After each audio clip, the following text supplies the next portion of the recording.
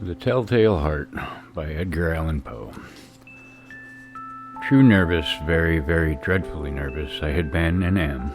But why will you say that I am mad? The disease had sharpened my senses, not destroyed, not dulled them. Above all was a sense of hearing acute. I heard all things in the heaven and in the earth. I heard many things in hell. How then am I mad?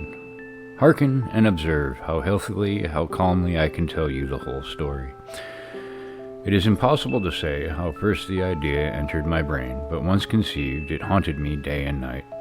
Object there was none, passion there was some. I loved the old man. He had never wronged me. He had never given me insult. For his gold I had no desire. I think it was his eye. Yes, it was this. He had the eye of a vulture, a pale blue eye with a film over it. Whenever it fell upon me, my blood ran cold, and so, by degrees, very gradually, I made up my mind to take the life of the old man, and thus rid myself of the eye forever. Now this is the point. You fancy me mad. Madmen know nothing. But you should have seen me. You should have seen how wisely I proceeded, with what caution, with what foresight, with what dissimulation I went to work. I was never kinder to the old man than during the whole week before I killed him. And every night about midnight I turned the latch of his door and opened it, oh, so gently. And then, when I had made an opening sufficient for my head, I put in a dark lantern, all closed that no light shone out, and then I thrust in my head. Oh, you would have laughed to see how cunningly I thrust it in. I moved it slowly, very, very slowly, so that I might not disturb the old man's sleep. It took me an hour to place my whole head within the opening, so far that I could see him as he lay upon his bed. Ha! Would a man have been so wise as this? And then, when my head was well within the room, I undid the lantern cautiously, oh, so cautiously, for the hinges creaked. I undid it just so much that a single thin ray fell upon the vulture eye, and this I did for 7 long nights, every night just at midnight.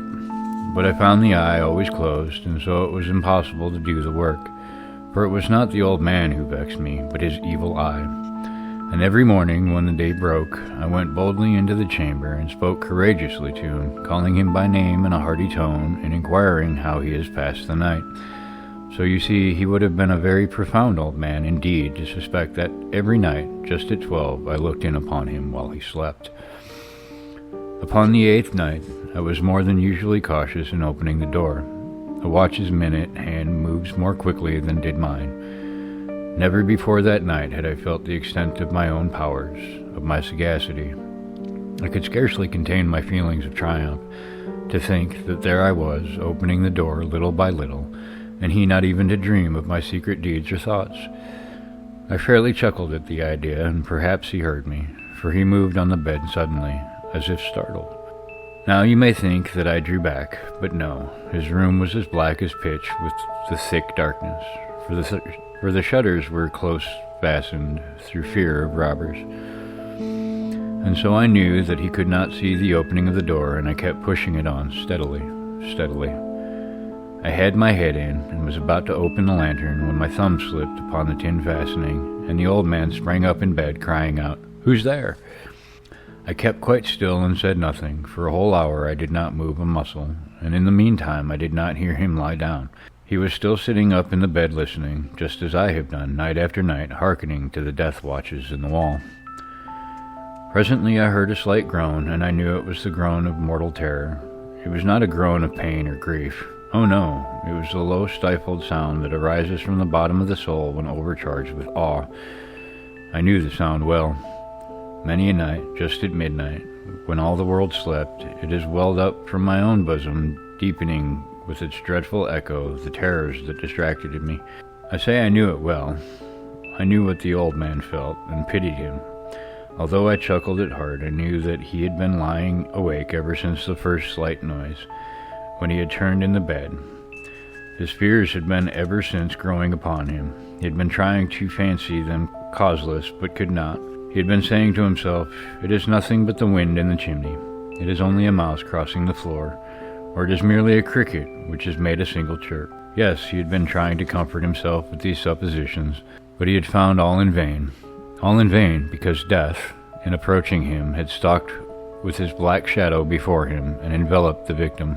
And it was the mournful influence of the unperceived shadow that caused him to feel, although he neither saw nor heard, to feel the presence of my head within the room.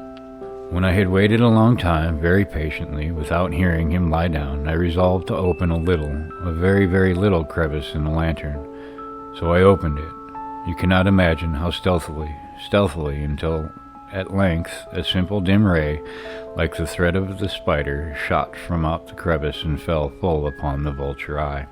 It was open, wide open, and I grew furious as I gazed upon it. I saw it with perfect distinctness, all a dull blue, with a hideous veil over it that chilled the very marrow in my bones. But I could see nothing else of the old man's face or person, for I had directed the ray as if by instinct precisely upon the damned spot. And have I not told you that what you mistake for madness is but over-acuteness of the sense? Now, I say, there came to my ears a low, dull, quick sound, such as a watch makes when enveloped in cotton. I knew that sound well, too. It was the beating of the old man's heart, and increased my fury as the beating of a drum stimulates the soldier into courage. But even yet, I refrained and kept still. I scarcely breathed. I held the lantern motionless. I tried how steadily I could maintain the ray upon the eve. Meantime, the hellish tattoo of the heart increased. I grew quicker and louder every instant. The old man's terror must have been extreme. It grew louder. I say louder every moment. Do you mark me well? I have told you that I am nervous, so I am. And now, at the dead hour of the night, amid the dreadful silence of that old house, so strange a noise as this excited me to uncontrollable terror. Yet for some minutes longer I refrained and stood still, but the beating grew louder. I thought the heart must burst, and now a new anxiety seized me. The sound would be heard by a neighbor. The old man's hour had come. With a loud yell, I threw open the lantern and leapt into the room. He shrieked once only. In an instant, I dragged him to the floor and pulled the heavy bed over him. I then smiled gaily to find the deed so far done, but for many minutes the heart beat on with a muffled sound. This, however, did not vex me. It would not be heard through the wall. At length it ceased. The old man was dead. I removed the bed and examined the corpse. Yes, he was stone dead. I placed my hand upon the heart and held it there many minutes. There was no pulsation. He was stone dead. His eye would trouble me no more. If still you think me mad, you will think so no longer when I describe the wise precautions I took for the concealment of the body. The night waned, and I worked hastily, but in silence. First of all, I dismembered the corpse. I cut off the head and the arms and the legs. I then took up 3 planks from the flooring of the chamber and deposited all between the scantlings. I then replaced the boards so cleverly, so cunningly, that no human eye, not even his, could have detected anything wrong. There was nothing to wash out, no stain of any kind, no blood spot whatever. I had been too wary for that. A tub had caught all. When I had made an end of these labors, it was 4 o'clock, still dark as midnight. As the bell sounded the hour, there came a knocking at the street door. I went down to open it with a light heart, for what had I now to fear? There entered 3 men who introduced themselves with perfect suavity as officers of the police. A shriek had been heard by a neighbor during the night. Suspicion of foul play had been aroused. Information had been lodged at the police office, and they, the officers, had been deputed to search the premises. I smiled, for what had I to fear? I bade the gentleman welcome. The shriek, I said, was my own in a dream. The old man, I mentioned, was absent in the country. I took my visitors all over the house. I bade them search well. I led them at length to his chamber. I showed them his treasures secure, undisturbed. In the enthusiasm of my confidence, I brought chairs into the room and desired them here to rest from their fatigues, while I myself, in the wild audacity of my perfect triumph, placed my own seat upon the very spot beneath which reposed the corpse of the victim. The officers were satisfied. My manner had convinced them I was singularly at ease. They sat, and while I answered cheerily, they chatted of familiar things. But ere long, I felt myself getting pale and wished them gone. My head ached, and I fancied a ringing in my ears, but still they sat and still chatted. The ringing became more distinct. It continued and became more distinct. I talked more freely to get rid of the feeling, but it continued and gained definiteness until at length I found that the noise was not within my ears. No doubt I now grew very pale, but I talked more fluently and with a heightened voice, yet the sound increased, and what could I do? It was a low, dull, quick sound, much sound as a watch makes when enveloped in cotton. I gasped for breath, and yet the officers heard it not. I talked more quickly, more vehemently, but the noise steadily increased. I arose and argued about trifles, in a high key and with violent gesticulations, but the noise steadily increased.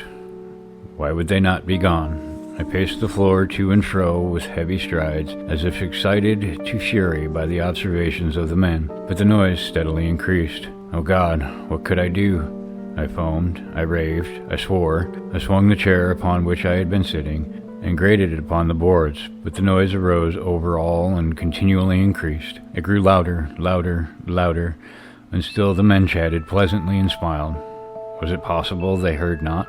Almighty God, no, no, they heard, they suspected, they knew. They are making a mockery of my horror. This I thought, and this I think, but anything was better than this agony.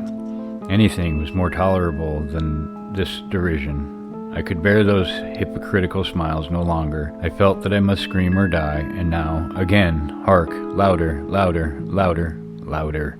Villains, I shriek, dissemble no more. I admit the deed. Tear up the planks. Hear, hear. It is the beating of his hideous heart.